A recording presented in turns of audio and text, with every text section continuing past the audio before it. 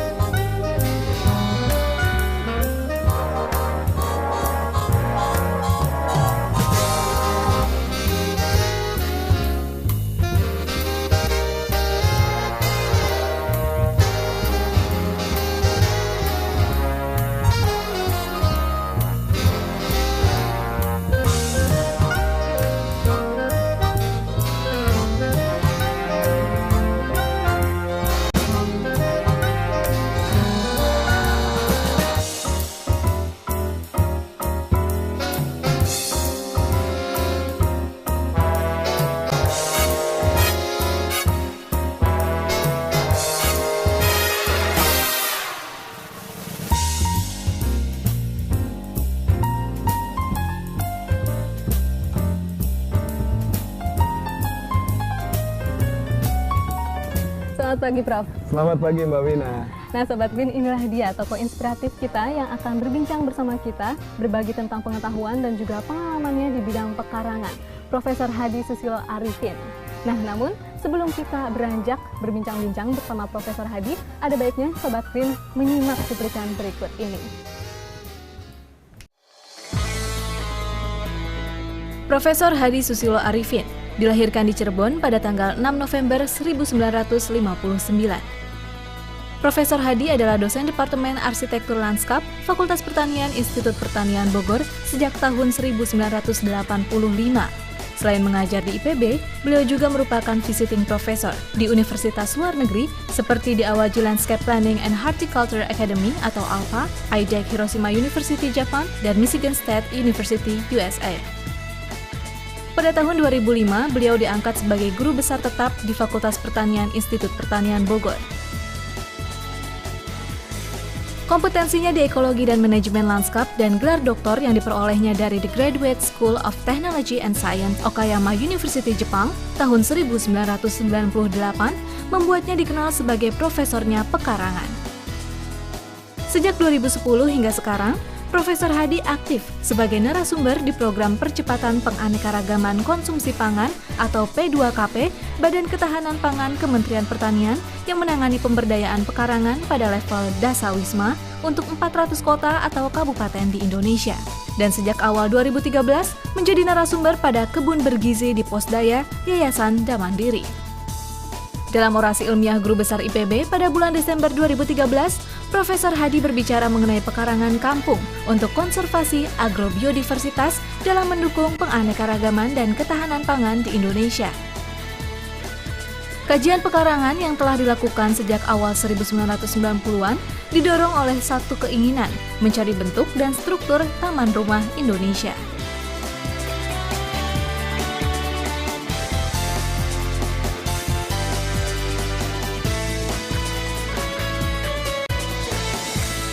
Oke, nah itu Prof tadi dari cuplikan itu terlihat sekali kalau Profesor itu sudah sangat expert di bidang pekarangan ya. Nah ini yang menarik sebenarnya karena menurut saya sendiri dan mungkin menurut beberapa orang gitu di luaran bahwa pekarangan itu kan cuman suatu tempat di mana kita menanam tanaman hias atau ya tanaman-tanaman biasa saja biar rumah kita terlihat lebih asri. Hanya sampai di situ saja ini di konsep pekarangan di pikiran saya.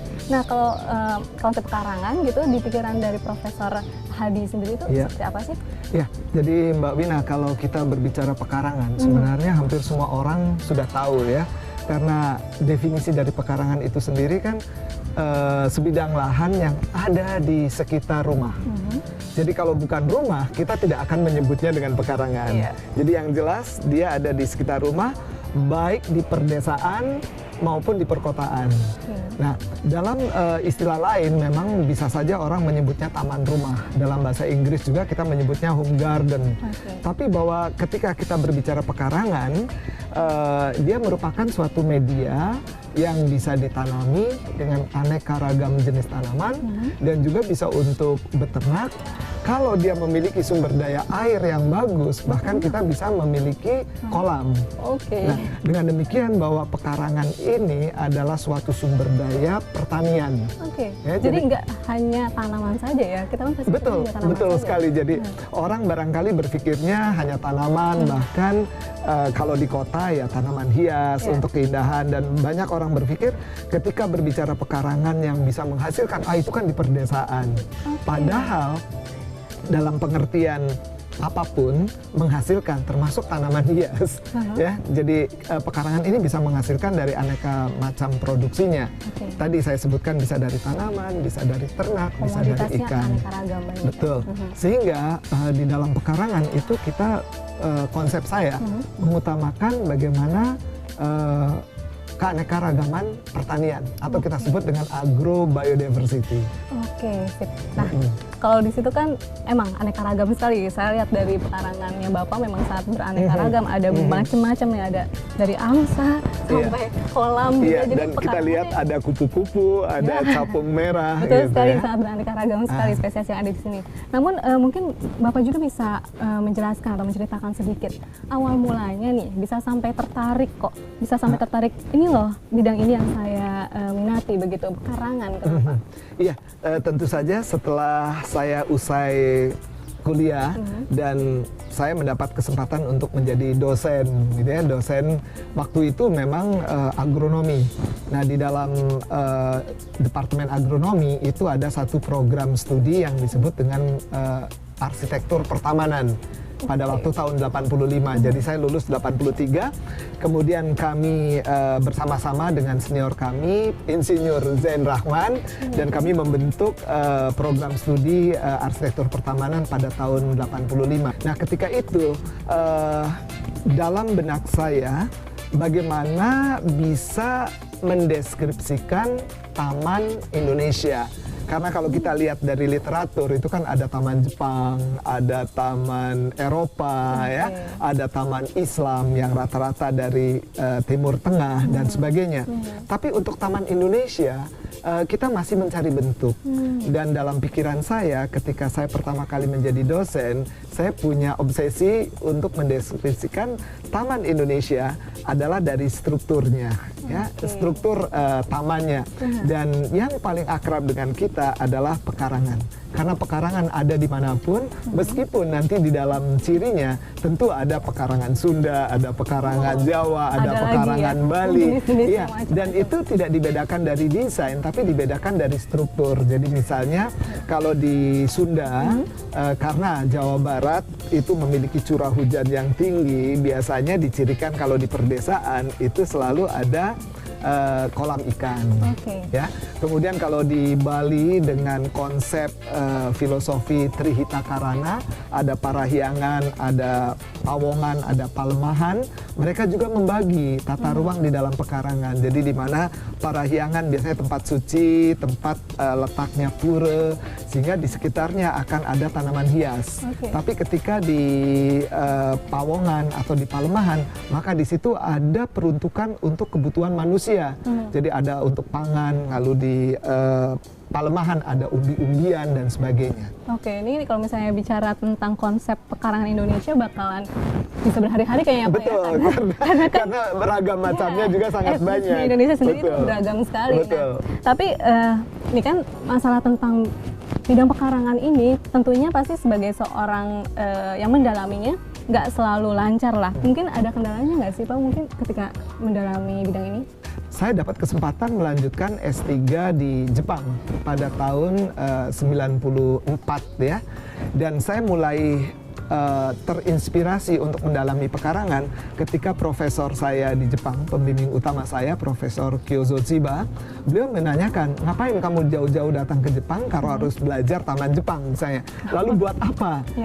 Anda punya pekarangan di Indonesia, seharusnya kamu belajar pekarangan dan kembali ke Indonesia menerapkan. Nah, ketika itulah saya benar-benar menekuni pekarangan, dan dari situlah saya terdorong setelah pulang dari mengambil S3, saya tetap menekuni pekarangan sampai saat ini. Nah, kalau dari kendala, tentu saja kita melihat bahwa kecenderungan masyarakat kota misalnya ya, bahwa pekarangan hanya untuk estetika. Yang tadi di awal kita Betul, betul. Padahal kita harus memperkenalkan ya, selain estetika juga ada jasa produksi. Ya, dia bisa memproduksi pangan dalam arti luas ya, pangan dalam arti luas. Dia bisa untuk penghasil karbohidrat, misalnya dari umbi-umbian ya. Nah, ini adalah potensi. Belum lagi tanaman obat, tanaman bumbu, ya. Lalu ada tanaman apa namanya? Hias juga, ada tanaman bahan baku industri dan sebagainya. Banyak sekali ya, banyak yang sekali bisa ditanam di pekarangan kita. Betul. Oke, nah tadi kan Bapak sudah sebutkan tuh, ada tanaman pangan yang bisa ditanam gitu kan, macam-macam. Ini kan ada kaitannya juga mungkin dengan kiprah Bapak nih, di program P2KP ya?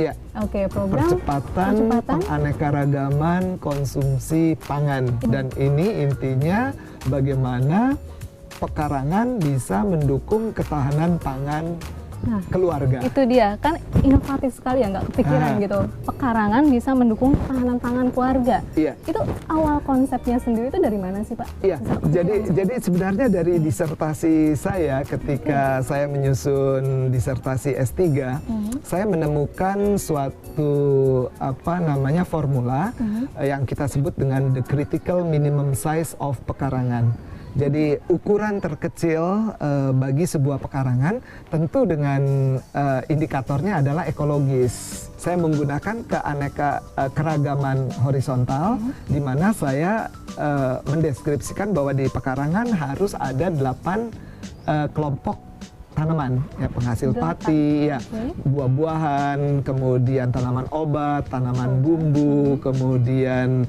tanaman bahan baku industri, sampai dengan tanaman lain-lain ya. Tanaman lain-lain itu misalnya peneduh, atau dia bisa sebagai bahan kayu bakar, bisa untuk bahan handicraft. Jadi kami mendeskripsikan itu. Kemudian ada keragaman vertikal. Nah, keragaman vertikal saya menyebutnya dari strata 1 sampai strata 5. Oh, ada stratanya. Iya. Jadi strata 1 seperti Mbak Wina lihat di pekarangan saya ini ada rumput, ya, ada herbaceous itu kurang dari 1 meter kita sebut strata 1.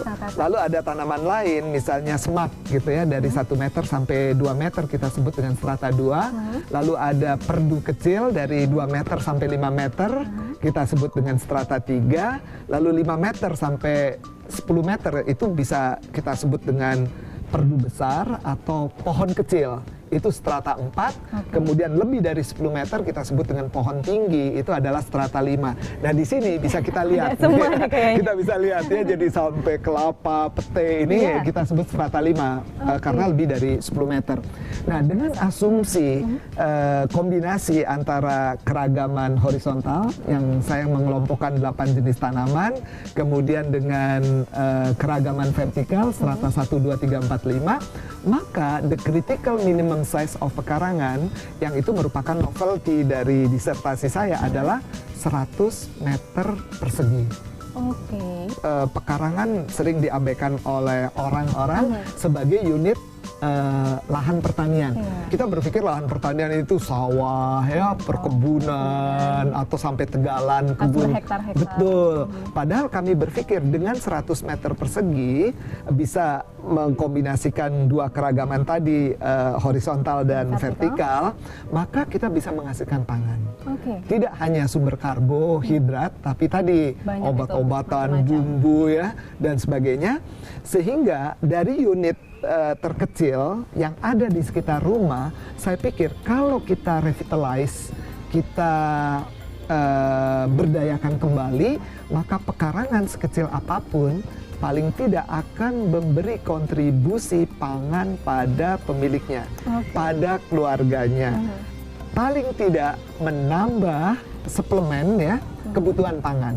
Kalau tidak bisa memenuhi kebutuhan pangan seluruhnya. Dan bahkan untuk pekarangan-pekarangan yang lebih luas, sehingga bisa memberi hasil yang lebih dan bisa dijual, ini kan hanya additional income, merupakan ekonomi kreatif.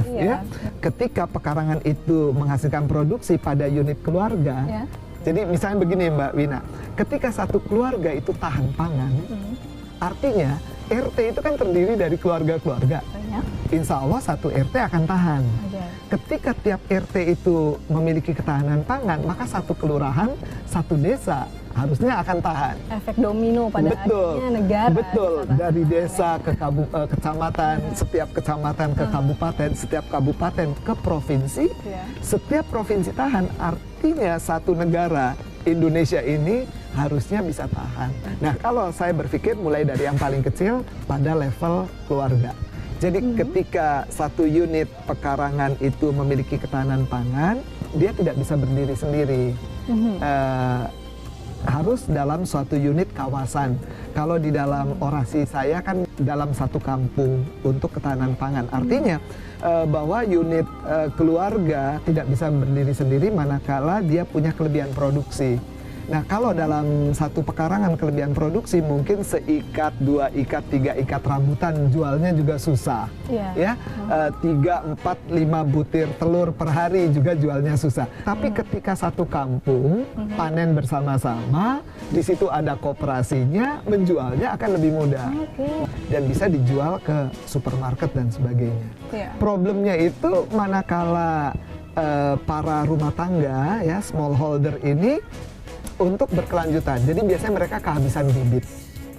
Bagaimana suatu kawasan dalam bentuk apakah itu kampung, apakah itu desa, itu memiliki kebun bibit untuk keberlanjutan dari pekarangan itu sendiri. ya, Iya. ya. Jadi biasanya dikelola oleh wanita kelompok tani ya, KWT kelompok wanita tani. Kemudian mereka membentuk kebun bibit dan kebun bibit itu diberdayakan sedemikian rupa sehingga kapan saja masyarakat yang memerlukan benih, yang memerlukan bibit itu bisa diambil dari kebun bibit desa. Oke, ternyata dari pekarangan ini bisa membuat program menginspirasi berbagai macam program yang pada akhirnya berhubungan dengan kesejahteraan masyarakat ya Pak ya. Saya kira demikian, Itu sangat mudah-mudahan. luar Dan biasa itu sekali. diperlukan semangat yang tinggi dari Iya. masyarakat itu sendiri. Untuk mengadopsi konsep tersebut Iya. ya Pak ya dan mengaplikasikannya di rumah. Betul. Nah, ngomong-ngomong mengaplikasikan di rumah, mungkin Profesor Hadi bisa memberikan tips atau cara-cara bagaimana sih kita kalau misalkan mungkin di perkotaan pekarangan nggak terlalu besar nih, Iya. ya kan, nggak sampai 100 meter Iya. persegi. Nah, bagaimana caranya biar pekarangan kita ini bisa tetap optimal begitu? Tadi itu bisa memberikan fungsi ketahanan pangan juga atau mungkin agrobiodiversitasnya. Iya. Caranya bagaimana? Iya, jadi sebenarnya kalau kita membuat satu konsep pekarangan itu kan berbasisnya ekologi ya. Jadi tidak bisa disamakan. Tentu apapun kondisinya bisa kita kembangkan. Khususnya untuk lahan sempit di perkotaan, maka ada beberapa teknik. Ya, misalnya saja kita menggunakan dengan hanging garden. Nah, ini yang ada di belakang ini, jangan digantung-gantung ya, pot gantungnya.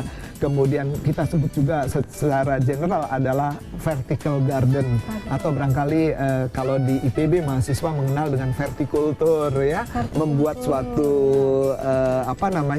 pola tanam secara vertikal ke atas. Dan ini ya untuk mengatasi lahan yang sempit. Bisa memanfaatkan dinding rumah juga ya? Betul, ya, untuk taman dinding. Kemudian juga kalau kita punya lahan yang sempit memanjang, misalnya hanya di depan rumah 2 meter lebarnya, Itu tapi sepanjang teras kan lumayan bisa 5 meter, bahkan bisa 10 meter, tapi lebarnya hanya 1 meter gitu, 2 meter. Kenapa kita tidak menggunakan dengan vertical garden tadi? Misalnya kita sebut dengan eco screen. Ecological screen, jadi dengan tirai, jadi tanaman yang merambat itu kan hanya dalam beberapa lebar beberapa puluh senti, misalnya untuk timun ya, kemudian labu, kemudian paria, kemudian emes, itu kan bisa dirambatkan. Jadi dengan hanya lebar 20 cm tapi memanjang, lalu kita punya screen, kita punya ajir, kita punya bentang jala kawat misalnya, dan itu bisa dirambatkan dan itu bisa dimanfaatkan. Ya, siapa bilang nanam timun bisanya di kebun doang? Betul. Di bibit atau pakai tadi itu Iya. Atau misalnya dengan menggunakan pot, kita sudah mengenal dengan tabulam pot ya, itu karena mengatasi selain lahannya sempit. Jadi kalau dengan pot itu kan potnya juga bisa ditinggikan, bisa direndahkan, sehingga dari space yang hampir sama kita bisa bertumpuk. pada prinsipnya pertanian itu kan memanen energi matahari. Semakin banyak ditangkap, artinya energi matahari itu semakin dimanfaatkan. Karena itu basis saya tadi dengan 100 meter persegi itu kan ada keragaman vertikal. Jadi tanaman yang paling tinggi menangkap energi matahari. Nah di sini di rumah saya ini pekarangan ini ada pete, ada kelapa gitu ya, ada sawo duren. Ini paling tinggi ya. Kemudian di bawahnya ada lagi, ada pisang, ada macam-macam. Ini ada sukun yang belum besar, ada nangka, ada jambu air. Iya, itu ditangkap lagi sampai ke rerumputan, sampai beberapa umbi-umbian itu adanya di bawah, dan dia masih menangkap energi matahari dengan baik. Dan ini kiat untuk terutama pekarangan sempit, jadi dengan pot atau polybag. Jadi tadi konsep vertical garden itu untuk tanah yang lahan yang sempit atau tanahnya tidak subur, sehingga ditanami langsung tidak bagus. Misalnya dia terlalu kering ya, sehingga perlu air yang banyak, baru disiram langsung habis airnya, atau juga sering tergenang sehingga terlalu banyak air. Maka konsep tabula pot, konsep di polybag, konsep vertical garden boleh diterapkan. Ya, jadi ada beberapa kondisional, jangan sampai pukul rata, tanahnya lebar, subur, luas, tapi juga pakai polybag, kan sayang gitu. Ini yang perlu kita tanamkan konsep itu pada masyarakat. Harus lihat dulu karakteristik dari si lahan pekarangan itu bagaimana begitu ya. Nah, sekarang mungkin sudah 21 ya Pak, berarti 21 tahun nih. 21 tahun ya kan mendalami bidang pekarangan. Nah, ada nggak sih harapan Bapak atau sudah punya planningnya apa, sudah ada tapi masih menuju ke sana begitu? Kira-kira apa bisa? Iya, saya mencoba membuat peta jalan atau kita sebut dengan roadmap ya, terutama karena saya ini adalah dosen peneliti, jadi konsep saya adalah konsep di dalam penelitian. Jadi bagaimana research and development dari pekarangan itu sendiri, saya mencoba selama 25 tahun. Tentu roadmapnya sih saya buat ketika tahun 98, kilas balik dari tahun 93 ya, 5 tahun sebelumnya, karena itu kan 98, lalu 5 tahun ke depan sampai 2003, 2003, 2008, 2013 sampai tahun kemarin sehingga saya berorasi. Dan sampai saat ini saya punya planning sampai 2018. Wow, visioner banget. Betul. Sampai 2018. Nah, dari situ betul. Jadi penelitiannya apa, pengembangannya bagaimana, lalu produknya apa. Nah, tentu kami mendeskripsikan pekarangan-pekarangan di Indonesia. Jadi tipologi pekarangannya. Sesudah itu bagaimana kita merekonstruksi, jadi sesuai dengan hasil kajian, tapi kami tidak melepas dari pekarangan yang ada dengan basis local knowledge, pengetahuan masyarakat. Saya Pasundan dengan Jawa, dengan Bali, dengan Minang, itu kan beda-beda. Kita himpun, munculnya tipologi ya. Lalu kita rekonstruksi lagi dari kearifan lokal mereka. Sebenarnya pekarangan yang baik itu yang bagaimana. Gitu. Jadi sebenarnya kami tidak membuat sesuatu yang benar-benar baru ya. Ilmunya iya kita deskripsikan, kita inventory ya, sehingga ada pengetahuan begini. Sesudah rekonstruksi ada modelnya ya, kita implementasikan. Ya. Nah, ketika diimplementasikan ini sudah dalam taraf bagaimana diimplementasikan lewat P2KP, diimplementasikan di kebun bergizi, KRPL ya, kawasan rumah pangan lestari, sampai pada akhirnya produk yang lain ya bisa menghasilkan tulisan ya, paper, buku-buku. Nah, paper ini kan bisa untuk jurnal nasional, jurnal internasional.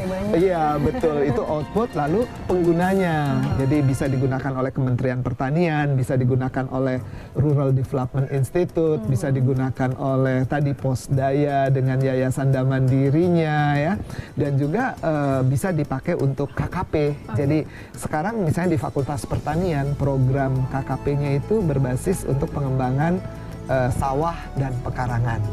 Jadi dalam skala luasnya bagaimana sawah itu supaya bisa berkelanjutan, pekarangan juga bisa diberdayakan kembali.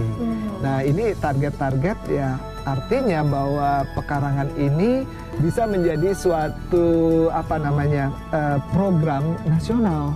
Karena banyak sekali yang bisa diambil, misalnya saja untuk keamanan pangan. Tadi kan kita baru ketahanan pangan.